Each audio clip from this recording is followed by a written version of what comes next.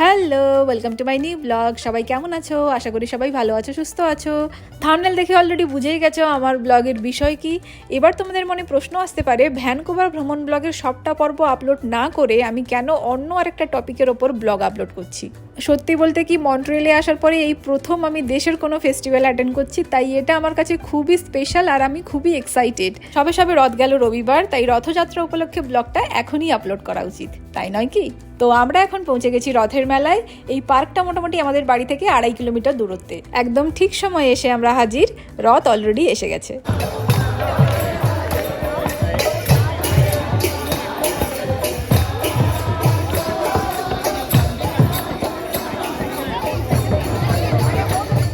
ছোটবেলায় মা বলতো রথের দড়ি টানলে পুণ্য হয়, তাই সেই সুযোগটা আর হাতছাড়া করলাম না। লেগে পড়লাম দুজনে। ছোটবেলায় এই রথ ঘিরে কত স্মৃতি। মায়ের সাথে মেলায় যেতাম, রথের দড়ি টানতাম, পাঁপড় ভাজা খেতাম, কত ভালো ছিল সে দিনগুলো।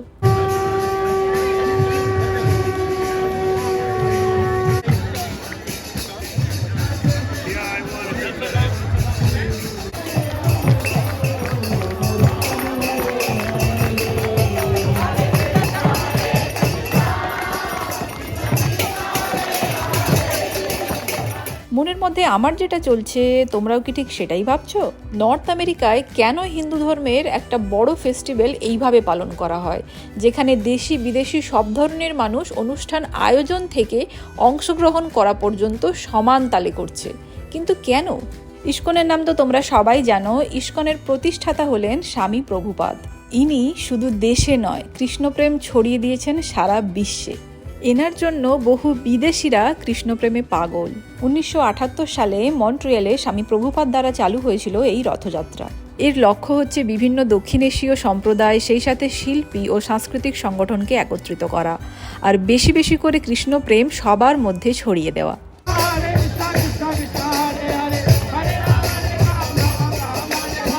আজকে আশেপাশে দেখে বোঝাই যাচ্ছে না যে এটা বিদেশ।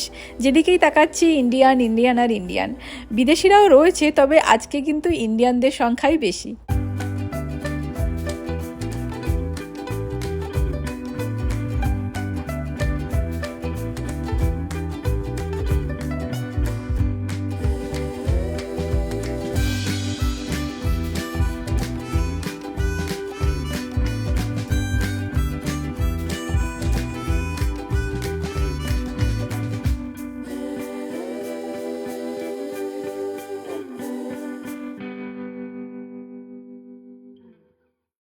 শুধু খাওয়ার স্টল নয়, মেলাতে রয়েছে আরও কিছু স্টল, যেখানে পাওয়া যাচ্ছে bag, jewellery, skin care product, fragrance, আরও কত কিছু। এই স্টলে রয়েছে ফেস পেন্টিং আর মেহেন্দি। লাইন দেখে তো মনে হচ্ছে বিদেশিরা মেহেন্দি পছন্দ করে। চলো দেখা যাক।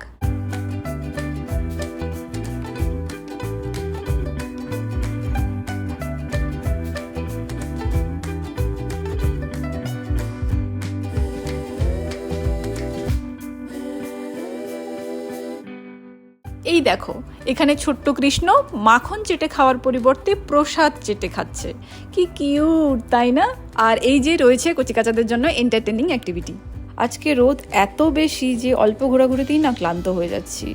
এখন বাজে দুপুর 2টো, লাঞ্চের টাইমও হয়ে গেছে। আমার খিদেও পাচ্ছে, আর স্পেশালি প্রসাদের এত ভালো গন্ধ আসছে যে এমনিতেই খিদেটা আরও বেশি বেশি করে পাচ্ছে। চলো একবার দেখেই নিই প্রসাদে কি কি আছে।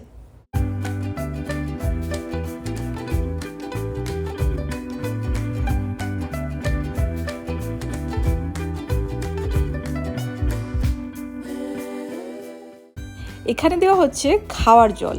এইবার চলো আসল জিনিস দেখায়, কি বলো তো? খাওয়ার লাইন।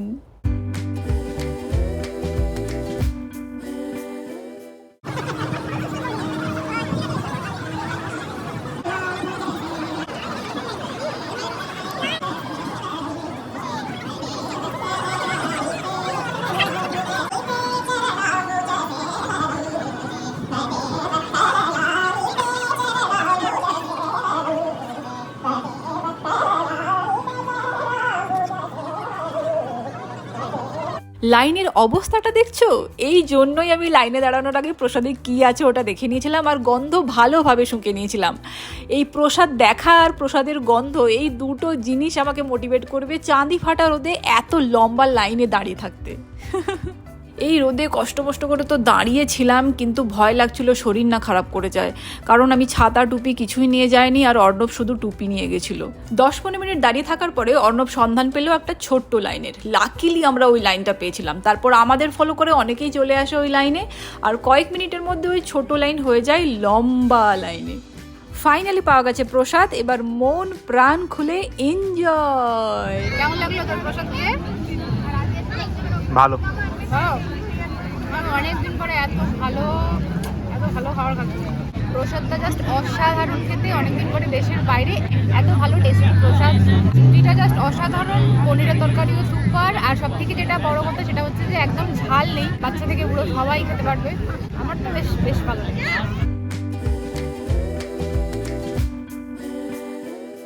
এই রথের প্রোগ্রামটা থেকে একটু দূরে এলাম তোমাদের সাথে কথা বলার জন্য, কারণ এত আওয়াজ হচ্ছে, খোল বাজছে, কীর্তন হচ্ছে, তারপরে এতজন মানুষ আর ছোট ছোট কচিকাচাদের দল তো আছেই, তো সব মিলিয়ে একটা মানে গমগমে পরিবেশ। কানাডাতে এসে এই প্রথম আমি দেশের কোনো অনুষ্ঠান অ্যাটেন্ড করলাম। মানে এখানে আসার আগে আমার একটা মনে হচ্ছিলো যে দেশের ইন্ডিয়ান ফেস্টিভ্যাল, কিন্তু এখানে কজনই বা ইন্ডিয়ান আছে বা কিভাবে এটা সেলিব্রেট হয়, এই নিয়ে আমার খুবই একটা কিউরিওসিটি ছিল।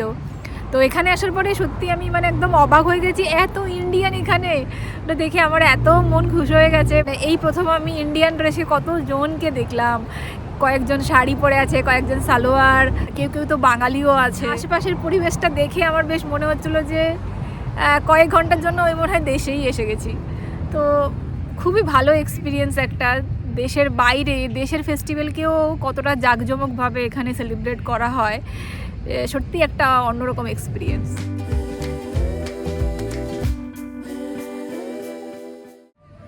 রোদ এখানে প্রচণ্ড, মানে মাথা চাঁদি ফেটে যাবে এরকম একটা ব্যাপার। আমি জেনারেলি রোদ সহ্য করতে পারি না, কিন্তু কিছু করারও নেই, লাইনে দাঁড়ানোর জন্য রোদ তো সহ্য করতে হচ্ছিলোই। এবং আমার মতো অনেকেই ছিল লাইনে দাঁড়িয়ে, সেই একদম ছোট বাচ্চা থেকে হোক কি বয়স্করা হোক। আর আমি কেন জানি না, আমার মনে হয় যে আমার দেশের থেকে বিদেশে না রোদটা একটু বেশি চড়া, মানে দাঁড়ানো যাচ্ছিল না জাস্ট। কিন্তু ওই আর কি, প্রসাদ খেতে হলে, ভালো কিছু পেতে হলে তো দাঁড়াতেই হবে। এমনি নর্মাল বাড়িতে রান্না করা খাবার আর ঠাকুরের প্রসাদ দুটোর মধ্যে না স্বাদের অনেক ফারাক থাকে।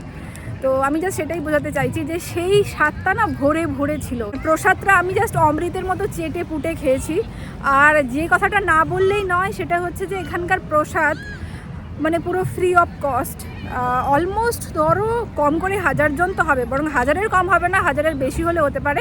আরেকটা জিনিস আমার দেখে যেটা ভালো লাগলো সেটা হচ্ছে যে কিছু জন আছে যারা একটা পার্সন কিন্তু সে 2টো করে প্লেট নিচ্ছে, 2জনের খাবার নিচ্ছে। আমাদের মানে বাঙালিদের হয় না নারায়ণ সেবা যেরকম হয়, যে মানে যত চাও খেয়ে যাও, এখানেও সেরকম আর কি। মানে এই প্রোগ্রামে যেরকম ইন্ডিয়ানরাও পার্টিসিপেট করছে, সেরকম সমান তালে বিদেশিরাও পার্টিসিপেট করছে। আর তোমরা তো ইস্কনের ব্যাপারে জানোই, এখানে মানে ইস্কনে তো মানে হাজার বিদেশি ভক্ত রয়েছে ইস্কনে। তো সব মিলিয়ে একটা মানে ইন্ডিয়ান কালচার আর ফরেন কালচারের একটা মেলবন্ধন আর কি। তো যেটা আমার সব থেকে বেশি ভালো লেগেছে, ইন্ডিয়ান খাবার যেটা আমরাও চেটেপুটে খাচ্ছি, তো বিদেশিরাও তাই খাচ্ছে। তবে আর যেটা আমার বেশি ভালো লেগেছে, হয়তো এটা বিদেশিদের কথা ভেবেও এইভাবে রান্না করা হয়েছে, একদম নন স্পাইসি, লেস স্পাইসিও বলবো না, একদমই নন স্পাইসি। কারণ যেহেতু বিদেশিরা স্পাইসি বা ঝাল খাওয়াটা খুব একটা পছন্দ করে না, তো সেই জন্য হয়তো ওদের কথা ভেবেই সবার জন্য নন স্পাইসি খাবার বানানো হয়েছে। তোমরা যারা আমাকে চেনো তারা জানো যে আমি একদমই স্পাইসি খাবার পছন্দ করি না। তো আমার জন্য নন স্পাইসি আর এত টেস্টি দেশের স্বাদের খাবার আমার কাছে সত্যি অমৃত। মানে আমি খাওয়ার ভালো এনজয় করেছি, এখানে ভালো এনজয় করছি, তো আমার বেশ ভালো লাগছে। যাই এখন দেখি টেন্টে কি হচ্ছে।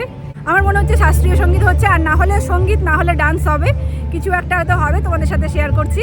অর্ণব অলরেডি চলে গেছে টেন্টের মধ্যে, তো আমার মনে হয় এবার আমারও চলে যাওয়া উচিত, কারণ লাঞ্চ ডান, তারপরে যদি রোদে ঘুরে বেড়াই হয়তো শরীর খারাপ হয়ে যেতে পারে। তো চলো এবার যাই, দেখি যে কি হচ্ছে।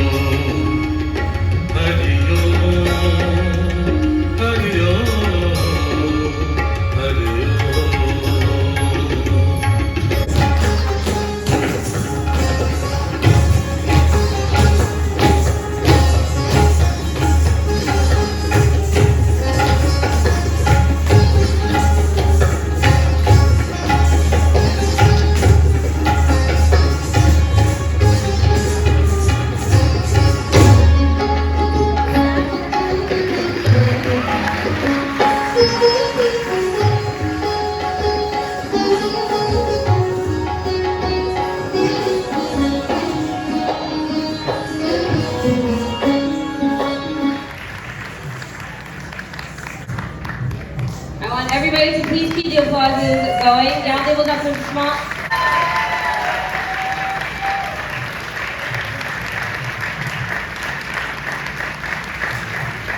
That was truly marvelous.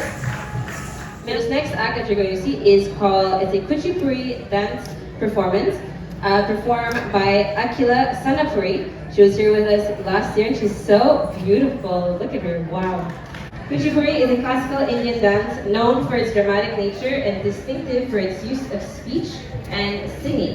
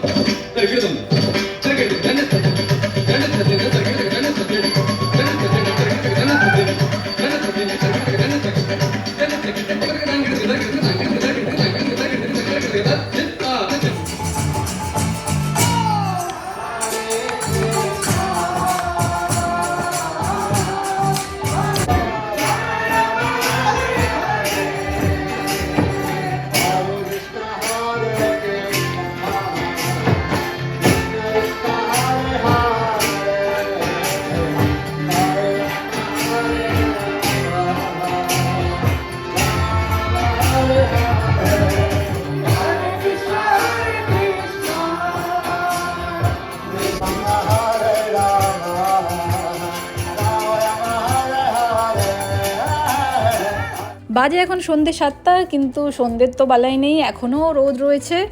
অর্ণববাবুর ইচ্ছে হয়েছে গুলাব জামুন খাওয়ার। একটা গুলাব জামুন নিয়ে কত কেট পারি না, কত অ্যাঙ্গেলে ছবি, এত ছবি মনে হয় কোনোদিন আমারও তোলেনি। মিষ্টি ছাড়াও স্টলগুলোতে বিক্রি হচ্ছিল জিভে জল আসা সব ইন্ডিয়ান স্ন্যাক্স, সিঙ্গাড়া, ফুচকা। উফ, সত্যি জিভে জল এসে যাচ্ছে।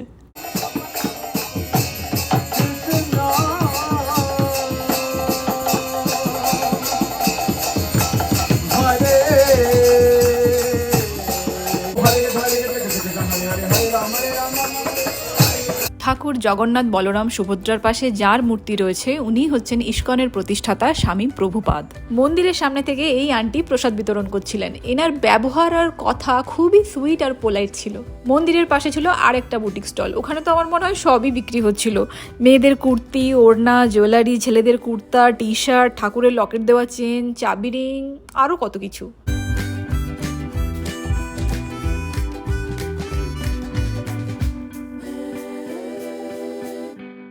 এই যে, কিন্তু এগুলো অরিজিনাল রুদ্রাক্ষ কিনা সেটা নিয়েও আমার ডাউট আছে।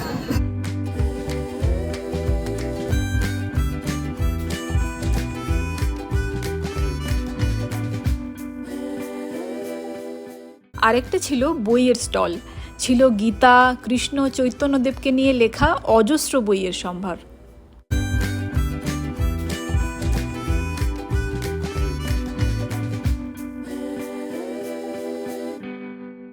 রথযাত্রার সমাপ্তি আজ এখানেই, না এলে সত্যি খুব মিস করে যেতাম।